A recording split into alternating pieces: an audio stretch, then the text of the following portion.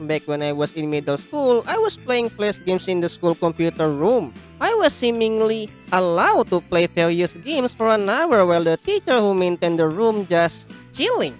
There were so many games ranging from puzzle to Screamer 1 which terrified me back then until I play a game that mildly irritating. Well, the game is simple but it is frustratingly fun. Fleabag versus Matt.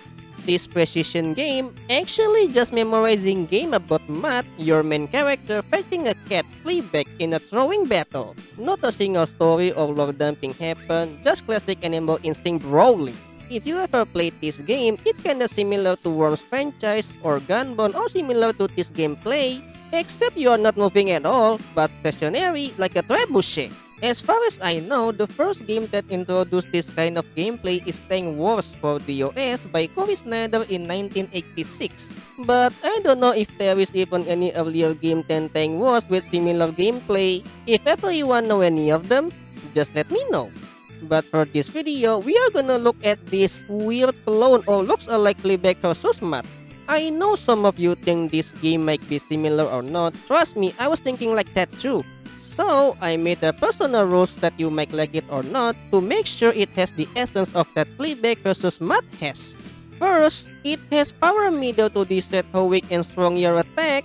Second, it has rotation angle to decide which direction you want to throw your projectile. Third, it has win as intended challenge and depth to a simple or complex gameplay.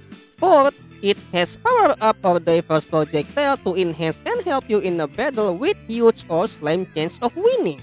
And the last, it's still strategy and precision game in the end, either about gameplay, idea, and presentation similar to Fleabag vs. Matt.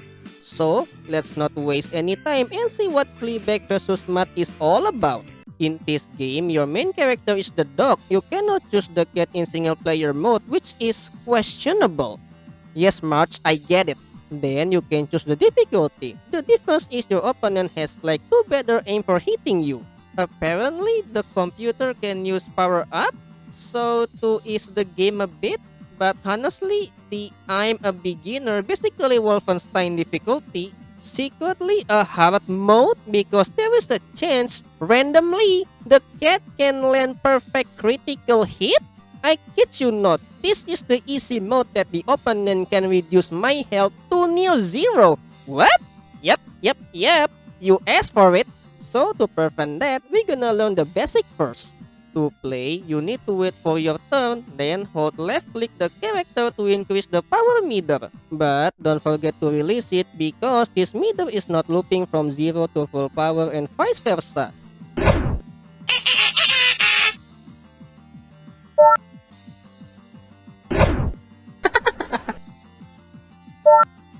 So take your time. But also pay attention because there is a timer for anyone. So if you slow or there is a full wind force,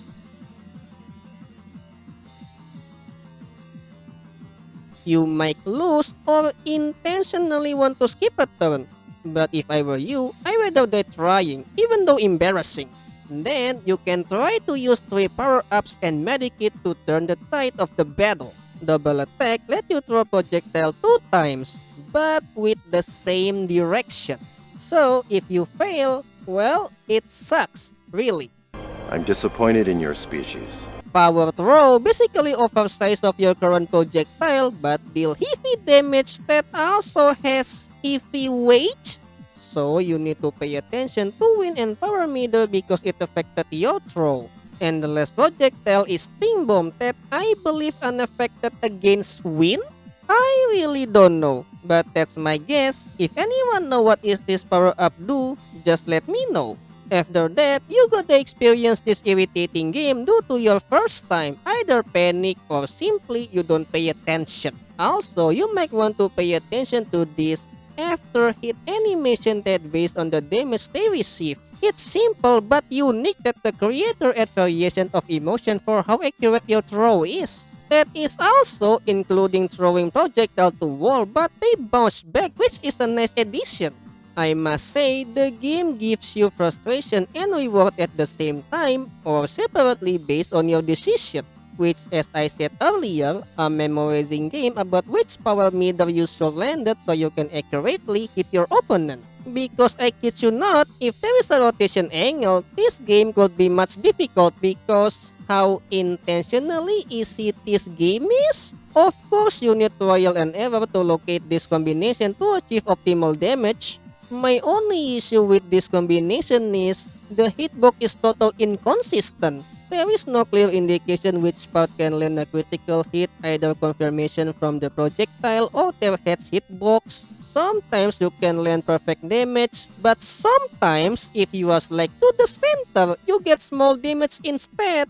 Rather into center, gets like to the left or right side of their head, then you get massive damage. Like, how is this even works? Whatever. In the end, it's about landed at correct power meter even the win against you or not.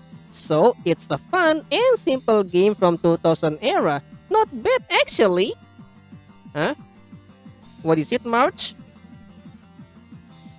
Why the cat always suffering? What are you talking about?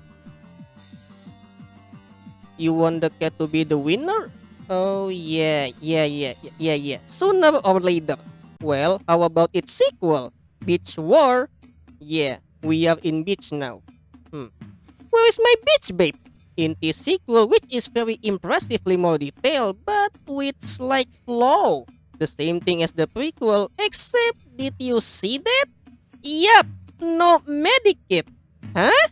Okay, but that's fine. Makes the game look tougher than you look, I guess. The first impression I must say is that is very arcade UI right here that somehow brings the improvement to the sequel.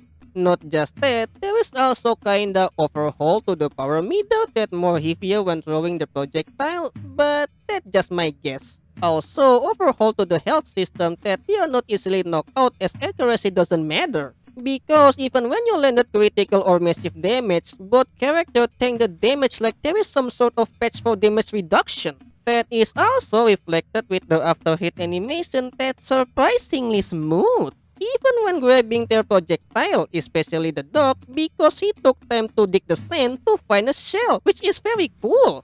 Except the cat, which is pretty disappointing. But my biggest flaw that makes me disappointed in this game is the medikit is gone, but replaced by random coconut that only targeting the cat only?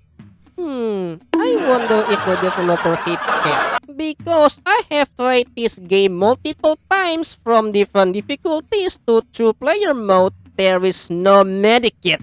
Instead, we got coconut. Ouch, ooh, ow! 3 times, but the damage was minuscule? Is this a joke? That randomly appear but inconsistent throughout the game. Sometimes they exist and don't. Such enigma, I must say, or simply rush for no reason. Like this sandcastle and the crab, I thought I can hit them, make the castle falling down, and the crab fall too and disappear from the game. But no, nothing happens. Although the game is actually an improvement from previous title, from overhauling the UI, damage scaling, and art direction. But such a letdown because I think this game is rushed. I mean no medikit? Really? Inconsistent feature? Only first round only? Seriously, there is no second or third round? That's a lie because if there is time limit per round, there should be medikit to at least heal themselves when the next round coming. But no, you win and that's it. Nothing more. And then the hitbox still the same as ever. Inconsistent. But the most screw up is no tutorial or instruction to play the game. Seriously. When you boot it, the game simply showed the single and 2-player mode only. No instruction whatsoever. Why they screw up such basic things in game when you actually first time playing the sequel instead the prequel? Because is this the case, most player already played the prequel, then this game. But really? Such a disappointing flaw that really an oversight. Although the game is still fun and enjoyable, but yet nothing more compelling. There you go, March. After enduring such defeat, the cat is finally humiliated the dog in public. You happy now? speaking in public, the next games is somehow related to that. Because the next two games is kinda bizarre that I wish the spiritual successor was the true sequel to Fleabag vs. Matt. Instead, Doc, we got Tom and Jerry situation that actually really works well with this world building of Fleabag vs. Matt. Lone Mouse vs. Bad Cat. Sounds simple, but the game? Look at this. Wow, that is some complex gameplay that you must truly pay attention, huh? Not really. The same as previous game, but you have new game mechanic to deal with. Rotation angle. These two previous game has fixed rotation angle, but in this and the next game has one. Also, there is many new diverse power-ups that awesome! And I must say why Beach War doesn't have this kind of improvement. This is so much enjoyable yet complex at the same time, but still retain the fun and challenging aspect of the original game. A breath of fresh air if you will, because this is how overhaul should looks like. In this game, you can choose either mouse or cat in player versus CPU, which why you can do this. Then you choose any difficulties that simply just the CPU has better aim. Just that. The same as previous game, don't forget to land at desired power meter because there is no looping. And watch out for the wind because I kid you not, the wind is the number one toxic friend in this game. For some reason, the wind can be brutal and outright troll even when we are inside the house. Wreck house to be precise. Is there an out-of-bound friend that provide this rifle an advantage or disadvantage? Maybe? But one thing for sure, watch out for maximum wind because there is no way for both characters to hit each other. It is impossible, even so close, but nope, the hitbox said no. Good, good, I can't hit anything, what should I do? But that minor issue kinda annoying because how random and unpredictable the wind is.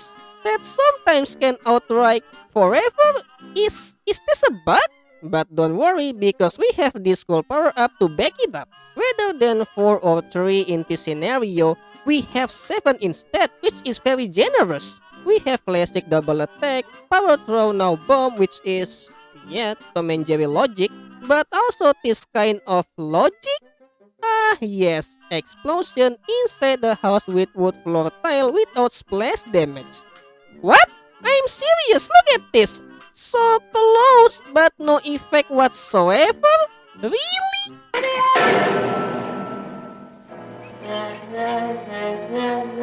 Because the same as ever, their hitbox on their head only, that also being overhauled too. I mean, you are no longer to hit their center or select to left or right side of the head. Simply throw at your best directly to their face and land a hit or critical, which of course totally is the game. Sometimes you can land double hit for unknown reason, part of critical hit or inconsistent hitbox again? I don't know, but hey, still helpful including medikit. Finally! And this new projectile, buff and the buff. Boomerang is a unique one, basically kind of unaffected against wind and always fall down slowly to hit opponent below them. And also this buff and the buff that one remove wind for you and one give your opponent blindness to read the wind direction. Which is fun if you play against other human that I believe computer affected too. I think so. Even better, there is no time limit. At first I thought this beeping sound was the time limit sound cue. But nope, it's just the sound of this pointer that has nothing to do with anything. Kinda annoying.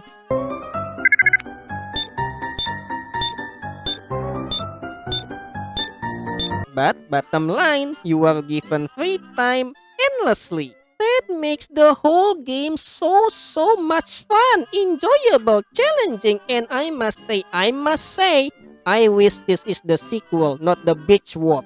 That has 2 issues. Why the cat sounds like chicken when miss a hit? Just hear this. What? Everything looks normal. The mouse sounds normal when getting hit or not. But for the cat, when giggling only? He sounds like this.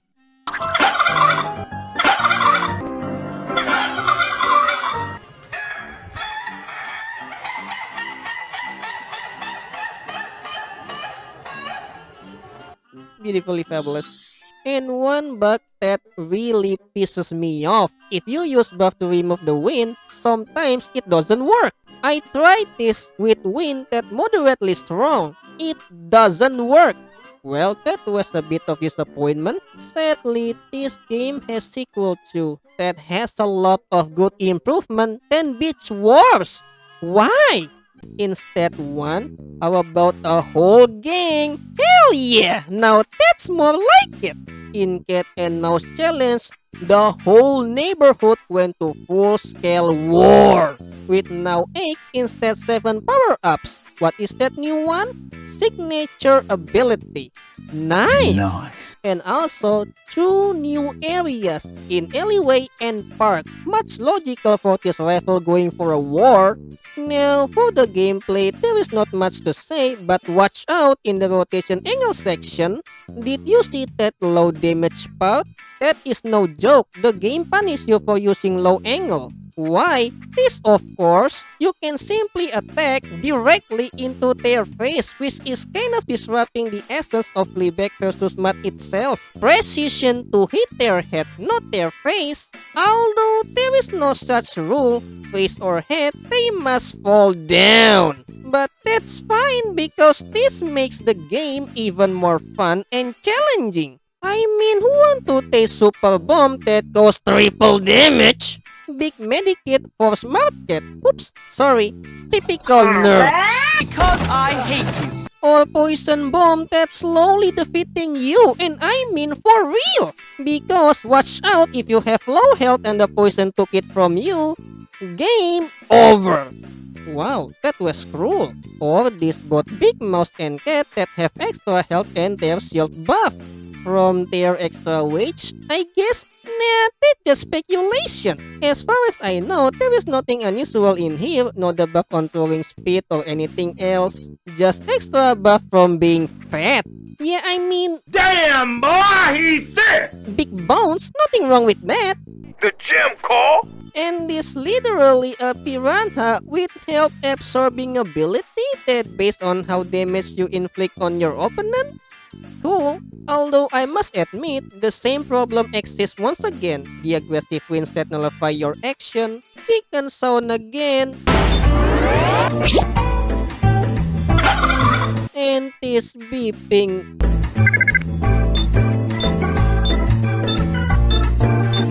It drives me crazy, stop it! But hey, this is a fantastic sequel which greatly improved from the prequel. Through extra mode, extra characters with own uniqueness, new challenge, and new way to earn reward from its own frustration and satisfaction. Bottom line, such a great spiritual successor for Fleabag vs. Matt. Is it March? March? Huh? What is it? How many score the mouse and cat receive from 2-player mode? Well...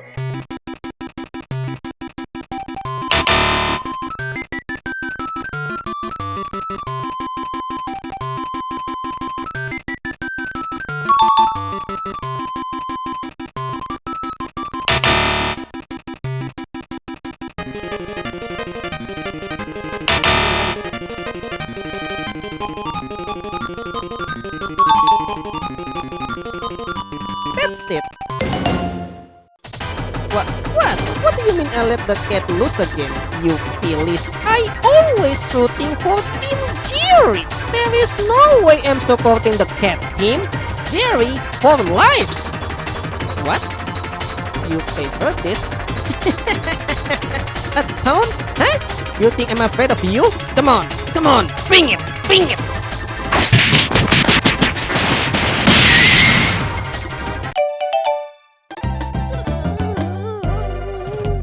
Next one. I guess we go back to the basics again. How about with the human version this time? Ming Ming versus Wangta Fortress game. Yeah, girl versus boy that one day ended up marrying each other. I'm sure of it. This game basically so close to be a Fleabag versus Mats clone, but with rotation angle and missile? In this game, you can pick either Ming Ming or Wang Ta. Then why you can do this? That Ming Ming throwing a rock? Uh-oh, and Wang Ta throwing a shoes. A shoes? How did he get that so many shoes? Is his father a shoemaker or he has a chicken that like to steal flippers? Just saying. But still, this game was somewhat at medium difficulty because there is no difficulty setting. Since the AI are not so tough, you still need to focus or game over. Holy moly, a rock that size? What a strength! And bigger shoes. Okay.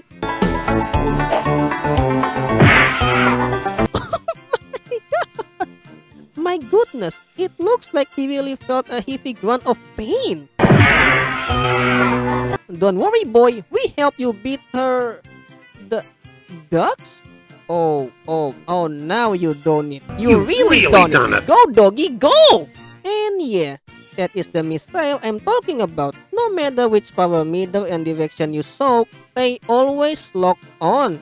Good on finishing your opponent if they have low health, or you have no confidence at all. Thanks, doggy. Now leave the rest to me.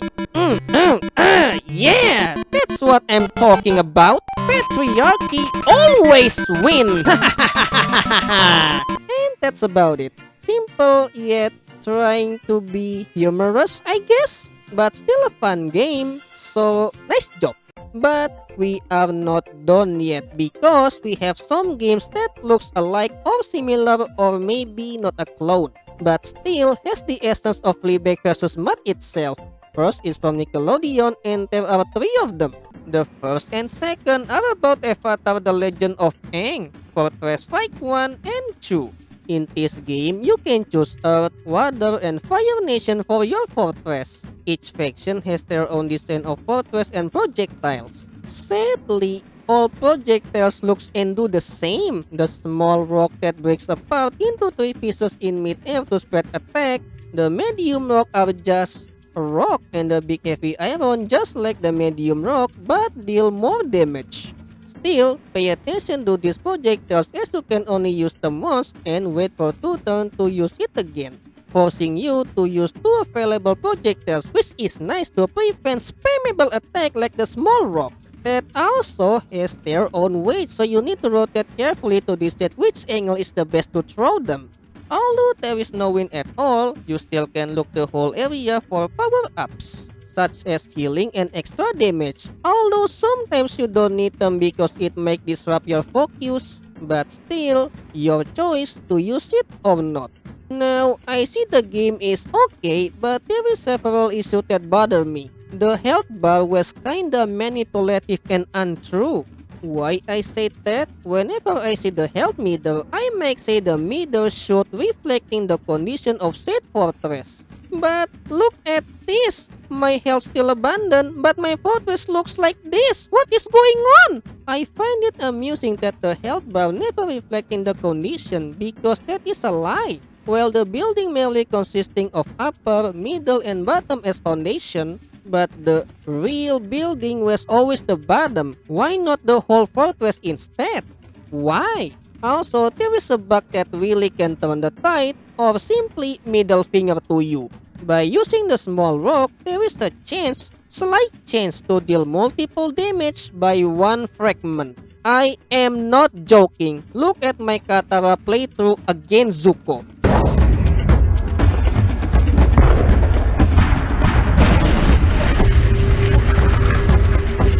How in the world that happened? How Zuko, with a small rubble, managed to tear down a foundation like this? How? This is consistent throughout the game. That really an easy way to win with, memorize the whole combination again. But, I want something more. Something, related to the franchise itself. Element bending. Luckily, the sequel was much complex yet fun, I must say. It's a good game but kinda unfair at some point. Although the presentation looks the same, you got the exact same nation, same characters, same fortress, same gameplay, but at least we have diverse things to see, such as different projectiles, new areas with its own buff and debuff for each player, and finally, element power! Yeah, now this is what I love to see from Avatar franchise. In this game, there are arcade mode that you can play to wreck high score and normal versus player mode. There is like issue with arcade mode, but that is for later. For now, let's see the gameplay. As you can see, it's still the same, but for some reason, I found all the projectiles doesn't have any different weight. I simply just throw them at the same direction, power meter, and yes, with all factions of course. Everything is the same, no kidding. Kinda reducing the intended difficulty from the prequel and remove what this game vision was meant for. Precision, but in here, just throw and win. Still, no win whatsoever despite Aang West Windbender that protect the Earth Nation. I know he is the Avatar that befriend Bumi. At least he should do that, adding wind element to the battlefield. But nope, even though he is the main protagonist. Kinda off, But, whatever.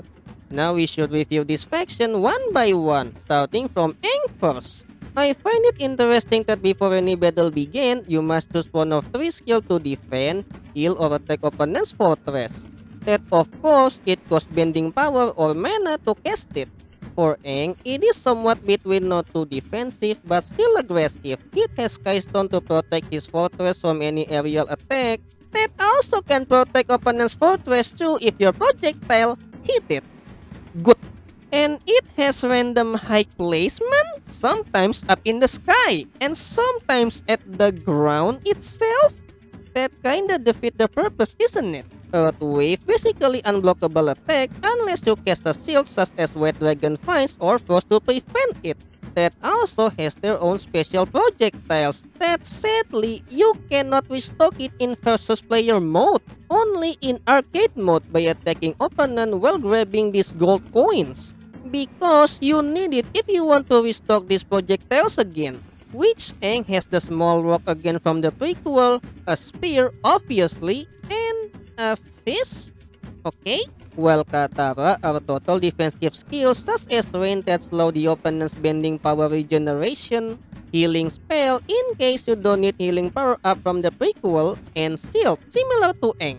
But also has unique aggressive projectiles such as medium rock again and unfair specs that deal small damage. But if you get the extra damage power up, that is massacre. Look at this. And tidal ball, portable tidal wave. Okay, that deal massive damage plus extra damage with the rain. While Zuko, my goodness, Zuko is overpowered in here. He got total offensive tools that feels like cheating. Zuko has Ignite that increase all of your projectiles base damage. A totally useless skill called Sunbird that has one purpose, to collect power up, nothing more. And Comet to deal extra damage but mostly to dispel shield. Seems his bending skill was strong, but his projectiles what makes Zuko an unfair option. You see, Lava Ball basically small rock but evaporate and bounce to the front areas. Sun Flare was some sort of fail-safe attack. If you landed before the fortress area, it spread into the front area and eventually fortress hitboxes. And the last one that is unfair beyond belief, Magma Bomb that can inflict fire on building, basically poison. Although I must say the fortress in this game has strong defense and resistance because it's not the same as the prequel, which can be easily destroyed around 2 minutes. But here, one battle equals 5 minutes. I believe to elongate the gameplay because how ridiculously powerful this unique projectile is. But that's fine, while the same issues still remain. Why not the entire fortress again? Why? Also, this other issue kinda bugging me. In arcade mode, you can spend gold coins to restore health or rebuild certain building, as they are not just random structure, but a huge buff for your journey. That also the only way to restock your unique projectiles. That of course, total unnecessary grinding. That you must grab it to stand a chance for the next level. Or game over. In the end, these games are unique that totally based on the respective IP's world building. From theme, art direction, and how the gameplay works, reflecting what is the show is about. Although the prequel was somewhat a letdown due to non-existent element skill, at least the sequel backed it up with good improvements. Yes, there is the difference in damage scaling, health meter, and even how the gameplay works. Still, a faithful game that depicts the franchise without any alteration. Cool! The next one was too similar to Worms, but that's fine. The essence still noticeable. Cat Scratch, this means war. I don't know this game based on what episode, and also I really don't know this cartoon either. Based on the fandom, there is one episode that clearly depicts the story on this game, and that is a line in the little box that said the cats divide the house in 3 parts and later engage war using various items from their territory. And yes, there is 3 battle area only. The living room, the kitchen, and basement I believe. I think it's different from the episode. If I'm wrong, just let me know. In this game, you can choose to play single player to rank score or co-op up to 3 players. In single player mode only, there are various objects scattered around the area that you can collect to increase your score. But don't forget to hit your opponent, whether it's Mr. Bill, Waffle, or Gordon. Because sometimes their AI can be tough, or sometimes just strike buffoons. Ranging from abundant to scarce unique weapons such as Donut, why not? Pepper plane that you redirect to your opponent location as long there is nothing blocking the way. Long range water pistol because a bad kitty needed to be teach a lesson. Kraken that actually very powerful only one time and only can be activated if your health reach somewhat around 25%. It deal half of maximum health, but there is a heavy cost. It's a gamble move that if you are unlucky,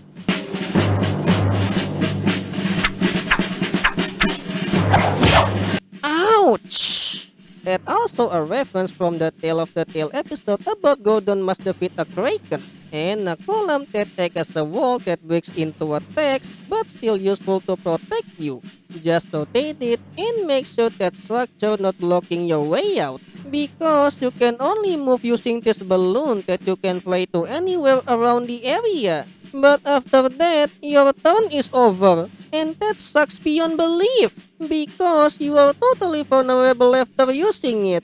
Why not act like normal move? Like if there is a higher platform, use the balloon to get into higher spot but you can still walk. Now that's convenient, so my action was never compromised in the first place. Still, I enjoy it, like not all weapons are overpowered but somewhat balanced. Even though you cannot restock them, the hitbox is finally consistent with each characters, the area not too big or small, just at the right size. Although not chaotic as the show itself, but hey, it captures the silliness on the cartoon itself. Kinda underwhelming but still a fun mess. And the last one was kinda... just check it out.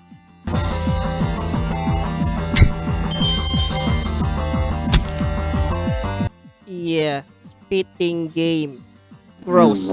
In Spit What, you control the left key to challenge the right key in a spitting duel. This time, however, no time limit and you can actually decide which direction and power meter you wish to use. I love this! So you can attack your opponent effectively. This time also using the mechanism in Fortress Fight, as every body part has their own damage point. For leg, it's small. For body, it's moderate. But head is massive. So aim for their head if you can because it deal more damage obviously. Sadly, there is no power up in the score system, just to collect stars along the way. But hey, at least there is one challenge provided by this game with each time you win or lose. The distance between both boys are randomized, either near or far away, so you can feel the challenge still there. And that's about it. Just simple spitting game with Baby Monkey and Albert Einstein picture. Sure. Well, folks, that is all Fleabag vs. Matt Clone and looks alike games I can review. Overall, all games has their own unique identity, depth of gameplay, art direction, and game design. From simple yet compelling to complex but not too hard to experience its beauty. Although some bugs, glitches, and issues annoy me the most, especially this wind and rubble.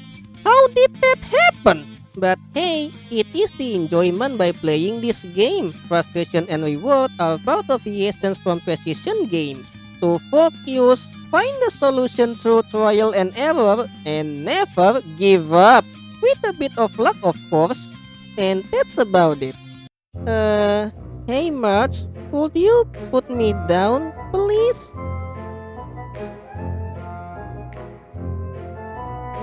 What do you mean no? What do you A few moments later. Marge! Don't leave me here, Marge! Marge! Marge!